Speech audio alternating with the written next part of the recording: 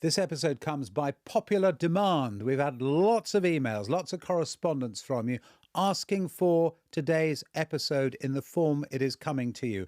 This was a typical one from Lucy. It feels a bit Trump heavy at the moment, Lucy says, though I can understand why. Are you able to do another What You Might Have Missed episode soon with some more topics that are slightly under the radar? Well, that's exactly what we're going to do on this episode. It's an under the radar episode. What else has been happening in America this week? Welcome to Americast.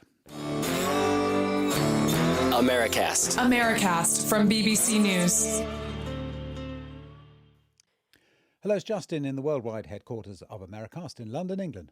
And it is Mariana, aka Misinformation, sitting beside Justin. It's Sarah here in the BBC's Washington Bureau. And Anthony is in. I've seen him in the office, but he is busy listening to a bunch of Supreme Court decisions coming down, and he's going to rush in and join us as soon as that's over and give us the latest news.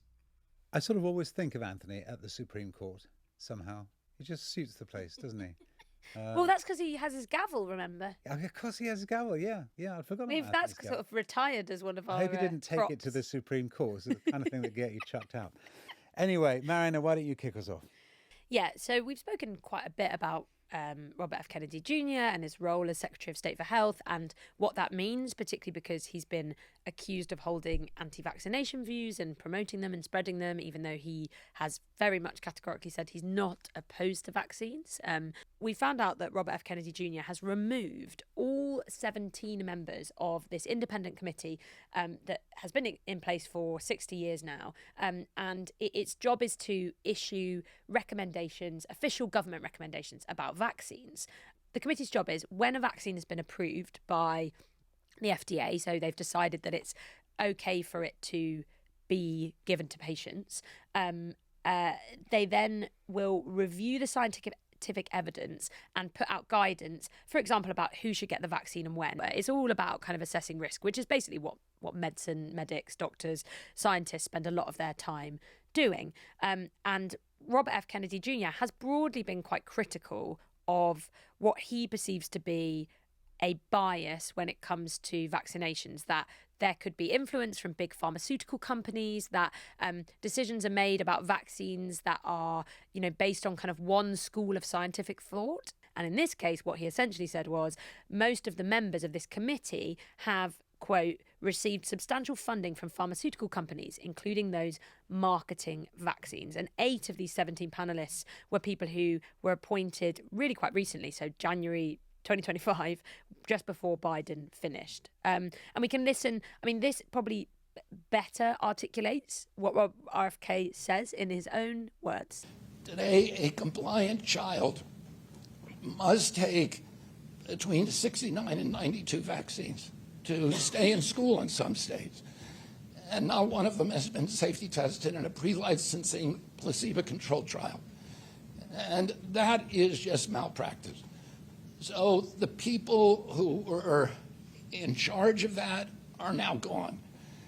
And we're going to bring people onto the ACIP panel, not anti-vaxxers. We're bringing people on who are credentialed scientists, who are highly credentialed physicians, who are going to do evidence-based medicine, who are going to be objective, and who are going to follow the science and make critical public health determinations for our children based upon the best science.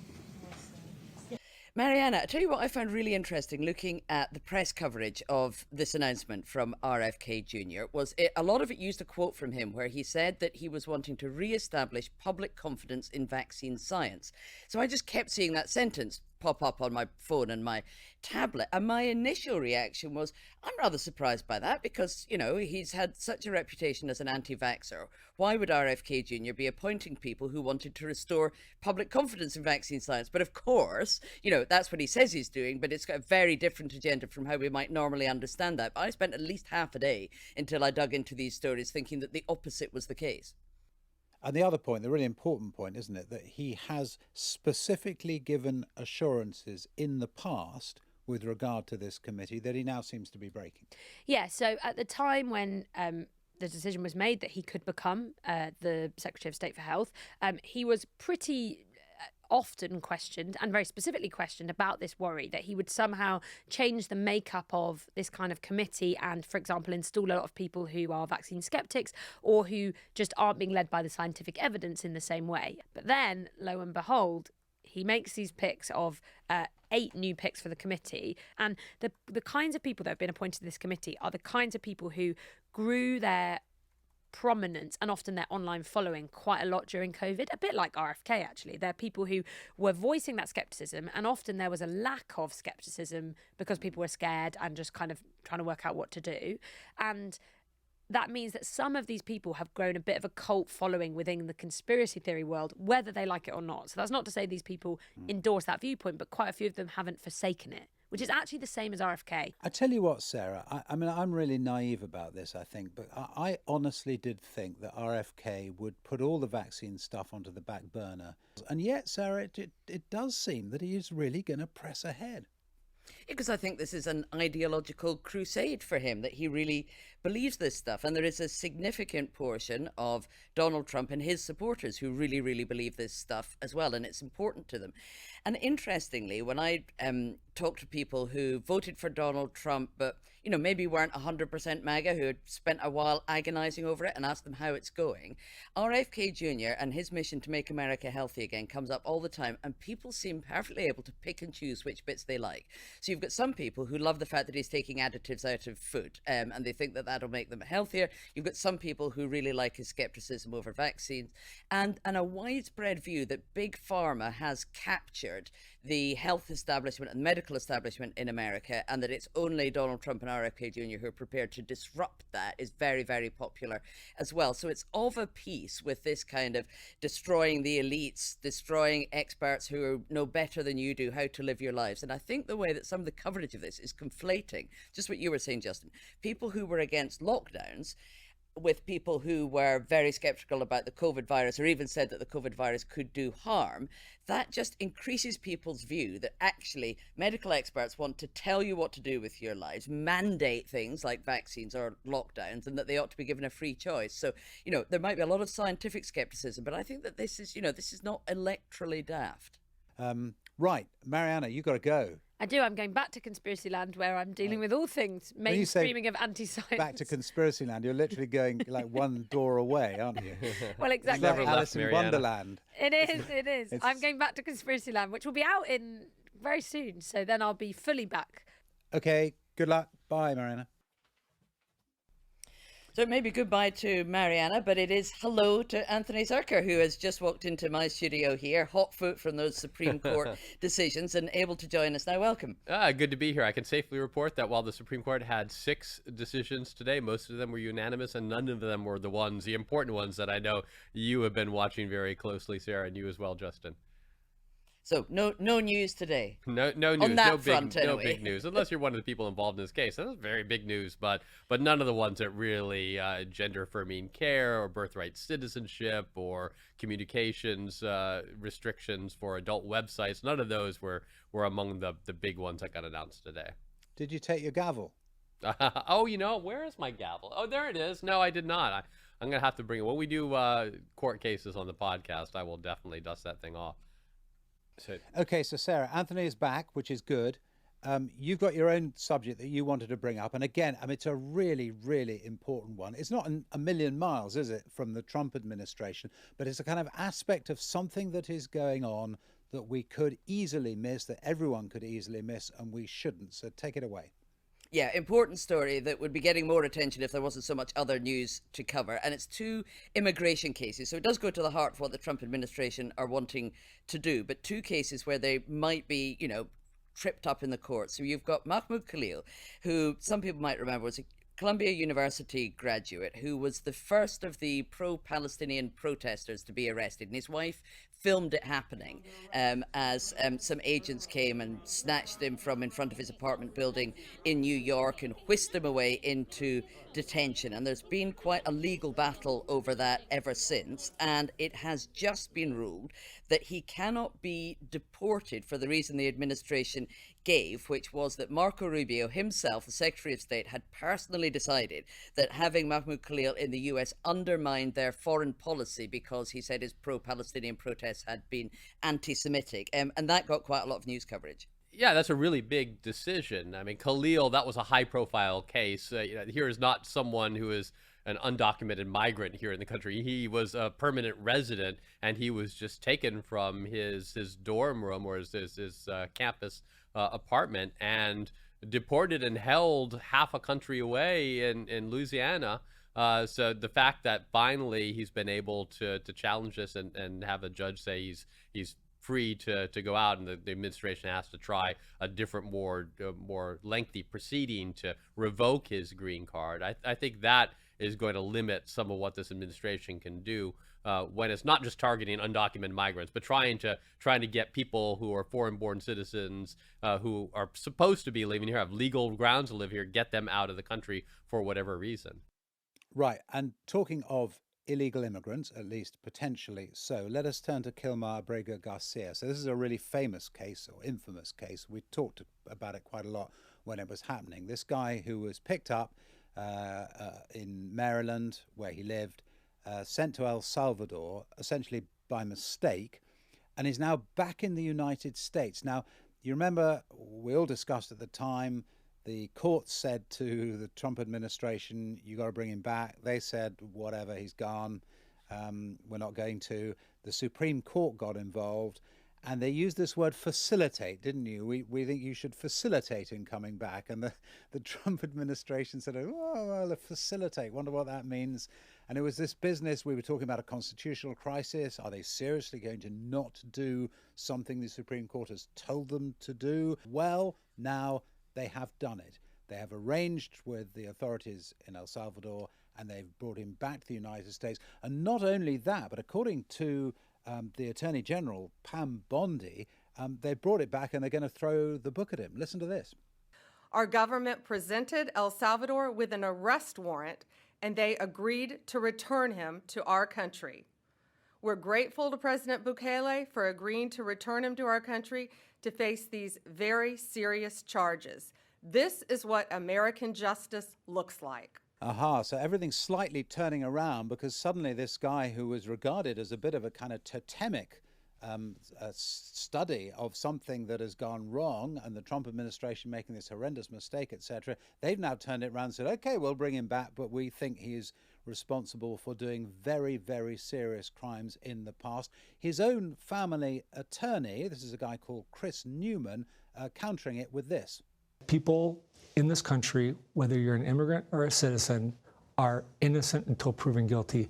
The Trump administration has done this in reverse. They've been treating Kilmar the way they treat all immigrants, as if they're somehow guilty until proven innocent.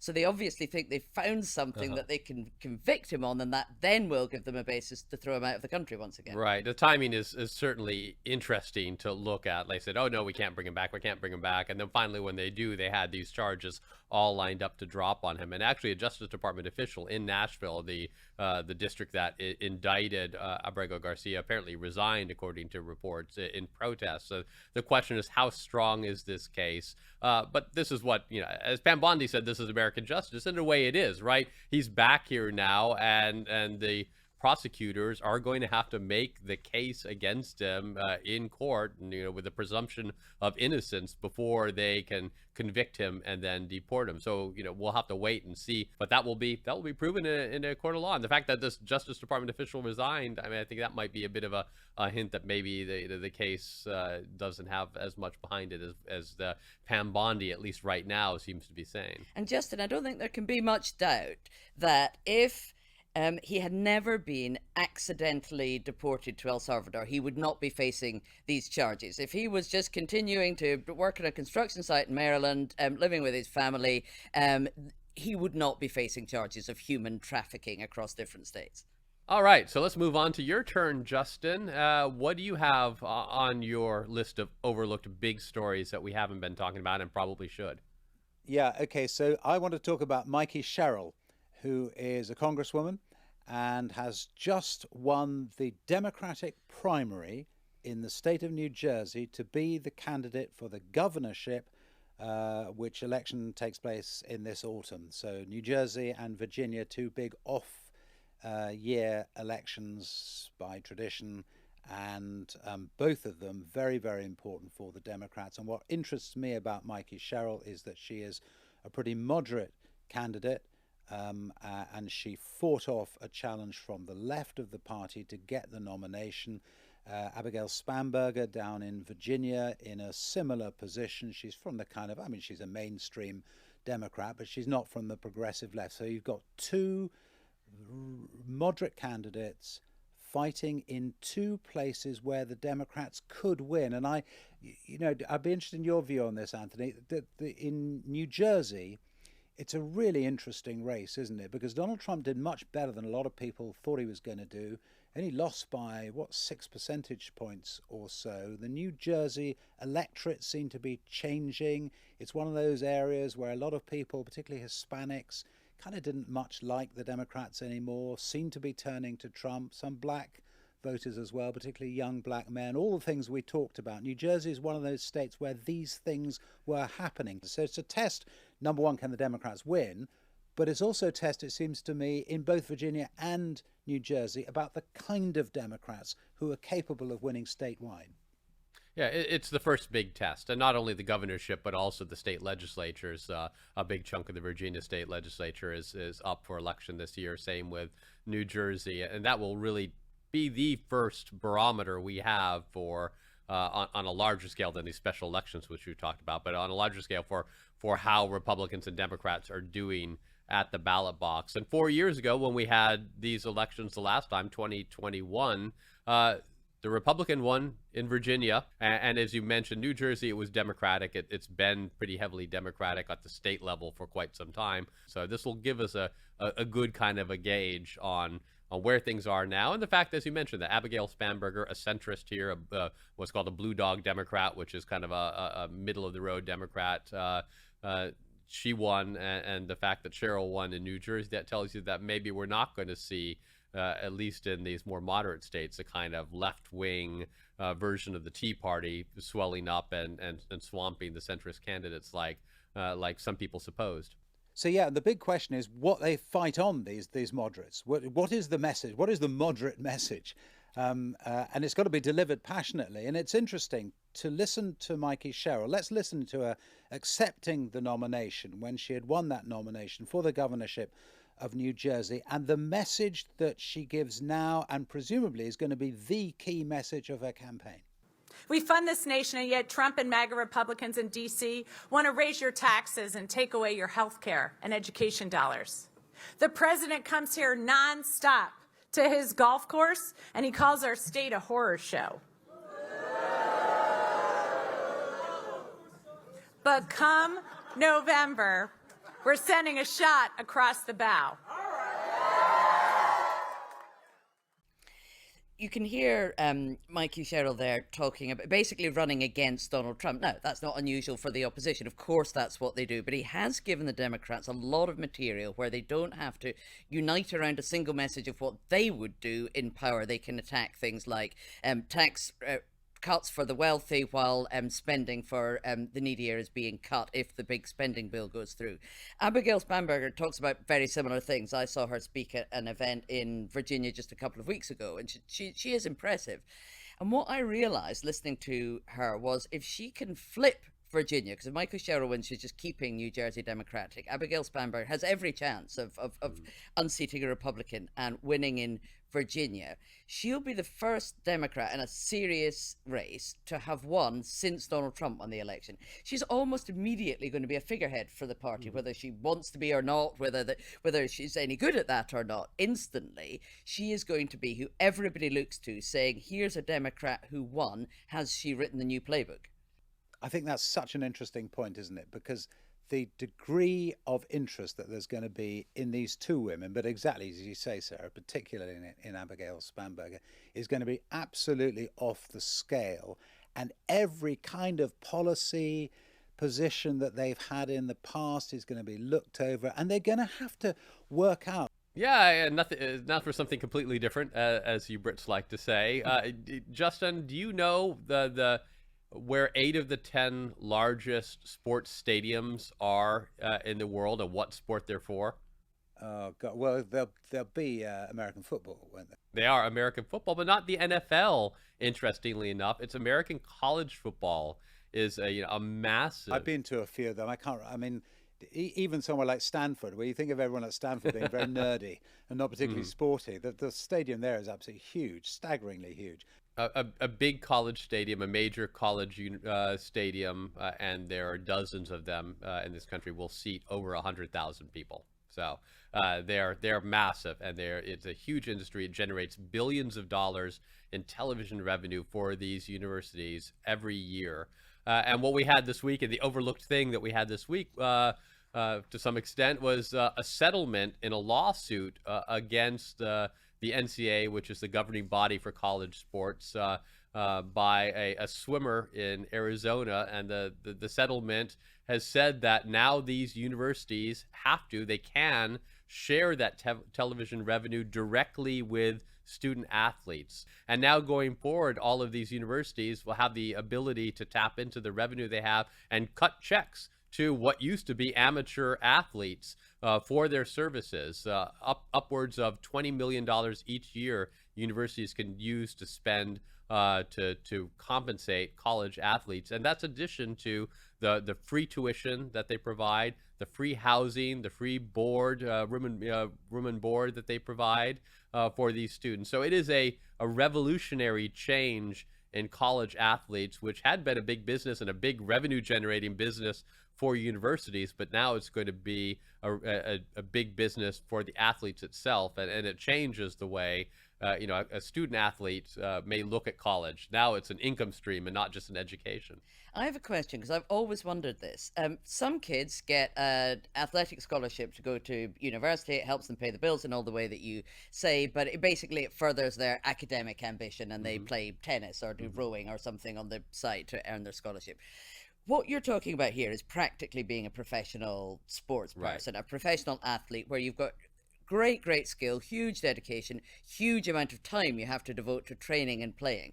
Do they have to keep passing exams to stay in? I mean, how much academic pressure are they on at the same time? Because that sounds pretty hard. There are requirements. They can't flunk out of school. They have to maintain a minimum GPA. They have to take a minimum number of classes. Now they get help. I went to Georgetown here in D.C., which was and is a big basketball school, and all of the basketball players had their own university-provided tutors. I knew some of them who would work with them on their class assignments. They had people constantly monitoring how they were doing in school. There are support services, because obviously it's in the school's best interest that their student athletes don't get academically disqualified and are not able to play. But it's there are concerns that a lot of those other sports, the swimming, the track, the Olympic sports, as they call them, that universities have been a breeding ground for generating these athletes that have helped spur American dominance in the Olympics for decades, that they're going to be left out of this, that all of this money, this $20 million that universities have to spend, they're going to spend on college football and men's basketball, which are the two big revenue generating sports for colleges, because people watch it. People like me watch the Texas Longhorns on football. I also maybe tend to watch other Texas sports. A lot of people don't. There's only so much time in the day. So there's concern about whether these universities can continue to support lower level athletics, whether they'll continue to even provide scholarships for some of these sports. And if they don't, is that going to have a real impact on the American ability to compete in the Olympics in future years? That's really interesting. And that was so far under the radar. I had not noticed that at all. That's a great story, Anthony. That's it for today. You can, of course, get all of our previous episodes. They're all available wherever you get your podcasts. Search for Americast. And indeed, you can get in touch with us. The email is americast@bbc.co.uk. See you all later. Bye-bye.